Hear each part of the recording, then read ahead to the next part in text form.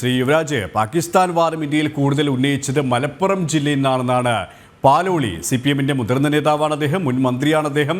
അദ്ദേഹത്തിൻ്റെ ഒരു നിലപാട്, അദ്ദേഹം സുവനീറിലാണ് ഇത്തരത്തിൽ കാര്യങ്ങൾ വ്യക്തമാക്കിയിരിക്കുന്നത്. മറ്റൊന്നുകൂടി അദ്ദേഹം വ്യക്തമാക്കിയത് മുസ്ലിം ലീഗ് മുന്നോട്ട് വച്ച ഈ പാകിസ്ഥാൻ അനുകൂല വാദം, അതിനെ ബ്രിട്ടീഷുകാരതിന് വലിയ പിന്തുണയാണ് ലഭിച്ചതെന്നാണ്. എങ്ങനെയാണ് ഈ വാക്കുകളെ താങ്കൾ നോക്കിക്കാണുന്നത്? അല്ല, ഇതിനകത്ത് ഇതൊക്കെ ആൾക്കാർക്ക് അറിയാവുന്ന യാഥാർത്ഥ്യം തന്നെയാണ്. ഇതൊക്കെ കാലങ്ങളായിട്ട് നമ്മൾ പറയുന്ന കാര്യമാണ്. CPM-ന് ഇത് പെട്ടെന്നല്ലല്ലോ ബോധോദയം ഉണ്ടായിരിക്കുന്നത് ഇങ്ങനെയാണ് സംഭവം എന്ന് പറഞ്ഞിട്ട്. അപ്പോ അവരിത് പറയുന്നതിന്റെ പിറകിൽ കുറെ പൊളിറ്റിക്കലായിട്ടുള്ള കാരണമുണ്ട്. അതിനെ മാറ്റി വെച്ചിട്ട് നമ്മൾ ഈ വിഷയം മാത്രം എടുത്ത് ചർച്ച ചെയ്യുന്നതിനകത്ത് പ്രത്യേകിച്ച് അർത്ഥമൊന്നുമില്ല.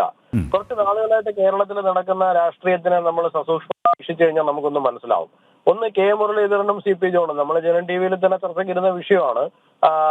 ജമാഅത്തെ ഇസ്ലാമിക്ക് അനുകൂലമായിട്ടും SDPIക്ക് അനുകൂലമായിട്ടും ഒക്കെ അവരുടെ വോട്ട് വാങ്ങുന്നതിൽ തെറ്റില്ല എന്ന് പറഞ്ഞ് അവർ നടത്തിയിരിക്കുന്ന പരസ്യ പ്രസ്താവനകൾ വളരെ ഓപ്പണായിട്ട് തന്നെ ഒരു മുസ്ലിം അപ്പീസ്മെന്റിലേക്ക് UDF-ഉം കോൺഗ്രസും പോകുന്നു എന്നുള്ളതാണ്.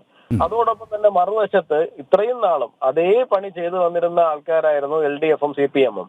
LDF-നും CPM-നും വളരെ കാര്യമായിട്ട് തന്നെ ബോധ്യപ്പെട്ടിട്ടുണ്ട് അവരുടെ കയ്യിൽ നിന്നും മുസ്ലിം വോട്ട് ഇപ്പോഴത്തേക്ക് നഷ്ടപ്പെട്ടു തുടങ്ങിയിരിക്കുന്നത്. അത് മാത്രമല്ല, കഴിഞ്ഞ കുറച്ച് നാളുകളായിട്ടുള്ള മുസ്ലിം വോട്ട് ബാങ്ക് പ്രീണനം കാരണം അവർക്ക് നിലവിൽ അവരുടെ കയ്യിൽ ഉണ്ടായിരുന്ന ഹിന്ദു വോട്ട് ബാങ്കിൽ വലിയ ചോർച്ച വന്നിട്ടുണ്ട് എന്നുള്ള കാര്യവും CPM-ന് അറിയാം.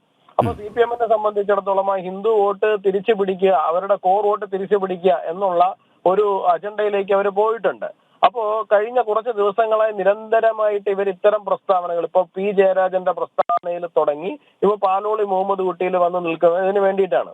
ഇതിനോടൊപ്പം ഏറ്റവും അപകടകരമായ മറ്റൊരു കാര്യം കൂടി മറുവശത്ത് നടക്കുന്നുണ്ട്. അത് പിണറായി വിജയൻ നടത്തിക്കൊണ്ടിരിക്കുന്ന ജാതീയമായി ഹിന്ദുക്കളെ വിഭജിക്കുവാനുള്ള പ്രസ്താവനകൾ കൂടിയാണ്. അപ്പോൾ ഒരു വശത്ത് മുസ്ലിം വിരുദ്ധമെന്ന് തോന്നിപ്പിക്കാവുന്ന പ്രസ്താവനകൾ ഒരു വശത്ത്, മറുവശത്ത് ഹിന്ദുക്കളെ ജാതീയമായി ഭിന്നിപ്പിച്ച് തങ്ങൾക്ക് നഷ്ടപ്പെട്ടിട്ടുണ്ടായിരുന്ന വോട്ട് ബാങ്ക് എന്താണോ അതിനെ വീണ്ടും അവരുടെ ഉള്ളിലേക്ക് ഒരു അപകർഷതാബോധം കുത്തി നിറച്ച് നിങ്ങൾ ഹിന്ദു അല്ല, സനാതന ധർമ്മത്തിന്റെ ഭാഗമല്ല, ഹിന്ദു മതത്തിന്റെ ഭാഗമല്ല എന്ന് അവരെ ബോധിപ്പിച്ച് കൊണ്ടുവരാൻ വേണ്ടിയിട്ടുള്ള ഒരു പരിശ്രമമാണ്. ഇതൊരു ഹീനമായിട്ടുള്ള ഒരു ഗെയിമാണ് ഇടതുപക്ഷവും CPM-ഉം ഒക്കെ കളിച്ചുകൊണ്ടിരിക്കുന്നത്. അതിനവർ ഓരോ സമയത്ത് ഓരോ കാർഡുകൾ മാറ്റി മാറ്റി ഇറക്കുന്നതാണ്. നമ്മൾ ഈ കാർഡുകളിൽ ചെന്ന് കുത്തിയിട്ട് കാര്യമില്ല. പകരം അവരെന്താണ് രാഷ്ട്രീയമായി ലക്ഷ്യം വയ്ക്കുന്നത് എന്നുള്ള കാര്യത്തിനെ വ്യക്തമായിട്ട് മനസ്സിലാക്കണം.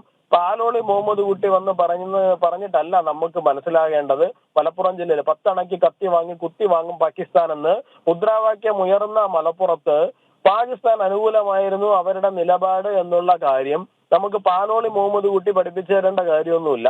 ചരിത്രത്തിൽ അത് അങ്ങനെ ആയിരുന്നു എന്നുള്ള കാര്യം എല്ലാവർക്കും അറിയാം. ആ ചരിത്രത്തിനെ അംഗീകരിക്കാതിരിക്കുവാനും പകരം ഇസ്ലാമിക പ്രീണനത്തിലേക്ക് പോകുവാനും വേണ്ടി മാത്രമാണ് എല്ലാ കാലഘട്ടങ്ങളിലും CPM ശ്രമിച്ചിരുന്നത്. കയ്യിലിരുന്നത് പോയി എന്ന് കണ്ടപ്പോ, ഉത്തരത്തിലിരുന്ന് എടുക്കാൻ പോയപ്പോ കക്ഷത്തിരുന്നത് പോയി എന്ന് കണ്ടപ്പോ തിരിച്ച് എന്തെങ്കിലും ഒന്ന് കൂട്ടിപ്പിടിക്കാൻ വേണ്ടിയിട്ടുള്ള ശ്രമത്തിന്റെ ഭാഗമായി മാത്രമാണ് ഇത്തരം പ്രസ്താവന. വളരെയധികം നന്ദി ശ്രീ യുവരാജ് ഗോകുൽ. താങ്കൾ പറഞ്ഞതുപോലെ തന്നെ കൃത്യമായ ഒരു രാഷ്ട്രീയ ലക്ഷ്യം ഈ വാക്കുകൾക്ക് പിന്നിലുണ്ട്. പാലോളിയുടെ പരാമർശം അത്തരത്തിൽ തന്നെ നമ്മൾ വായിച്ചെടുക്കേണ്ടതുണ്ട്.